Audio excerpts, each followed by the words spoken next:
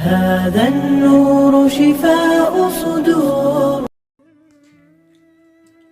أعوذ بالله من الشیطان الرجیم. بسم الله الرحمن الرحیم. اما بعد، السلام علیکم و رحمت الله تعالی و برکاته. برادران و خواهران عزیز و پدران و مادران مهربان، جوانی که با دختری مرده همخوابه شده بود. دوستان عزیز، هنگامی که این قصه ها را میشنوید، پس برای دیگران برسانید تا برادران مسلمانتان را از گرداب هلاکت خلاص کنید. این حادثه در زمان پیغمبر اکرم صلی الله علیه و سلم رخ داده است. پس خواهر عزیز و برادران مهربان، دقت کن و کارهای کرده خویش را در ترازوی عقل بسنج. در زمان پیغمبر اکرم صلی الله علیه و سلم جوان بود. روز نزد پیغمبر اکرم صلی الله علیه و سلم در آمدند و گریه بسیار میکرد. پیغمبر اکرم صلی الله علیه و سلم از جوان پرسید که چرا گریه میکنی؟ جوان گفت من یک گناه کلان کردم. پیغمبر اکرم صلی الله علیه و سلم پرسیدند آیا گناه تو کلان است و یا رحمت الهی؟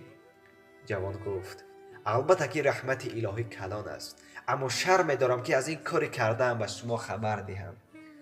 پیغمبر خدا صلی الله علیه و سلم گفت چرا در وقتی گناه کردن از شرم از خدای خود نکردی؟ حالا از گفتن این گناه از شرم میکنی؟ خلاصه جوان از گناهی کردهش چنین قصه کرده گفت ای پیغمبر صلی الله علیه و سلم، من یک عادتی دارم که شب و روز در قبرستان ها خواب می روم و مرده های نوی را که به قبرستان ها می آورند و در خاک می سپارند. پس از رفتن مردم از نو من قبر را می کنم و مرده را به بیرون می برارم و کفن او را می کشایم. خلاصه جوان گفت دیروز در مدینه یک دختری از دنیا گذشته بود و مردم او را آورده به خاک سپاریدند.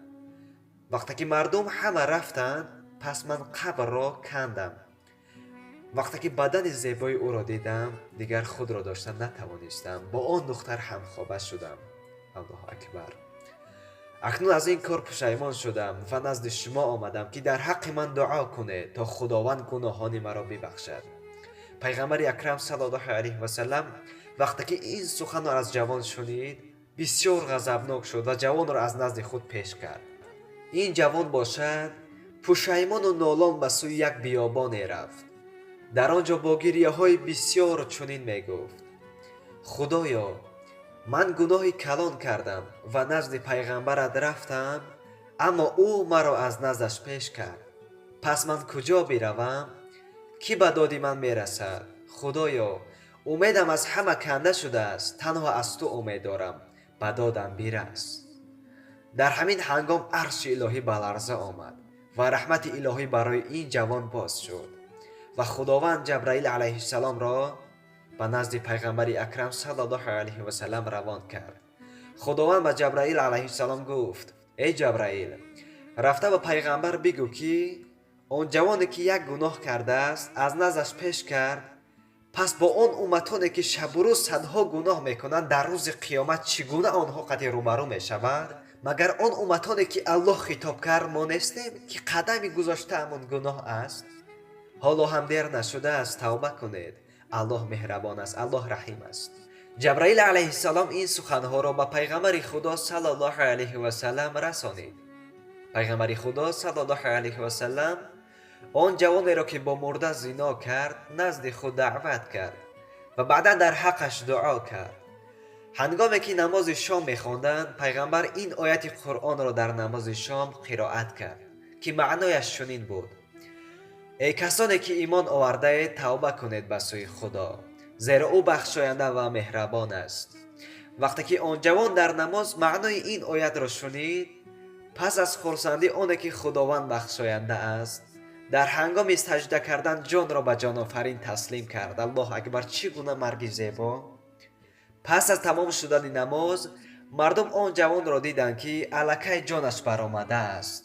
پیغمبر خدا صلی الله علیه و سلم گفتند خداوند این جوان را بخشید. دوستان عزیز، پس ما این قدر گناهی که میکنیم، آیا بار پیش خداوند توبه کرده ایم؟ اگر نه، پس حال هم دیر نشده است. توبه کنید، الله رحیم است. مگر ما همان بنده های گناهگار نیستیم که الله گفت ما چگونه با خدا و پیغمبر او روز قیامت روبرو می شود. با این قدر روسیاهیمون حال ما چی می شود در آن روز قیامت؟ الله خود می داند و از درگاه الله تبارک و تعالی طلب مغفرت می خواهیم. خدایا ما را خود راه راست را به دلهای ما نشان بده. آمین. خدا حافظ. السلام علیکم و رحمت الله تعالی و برکاته.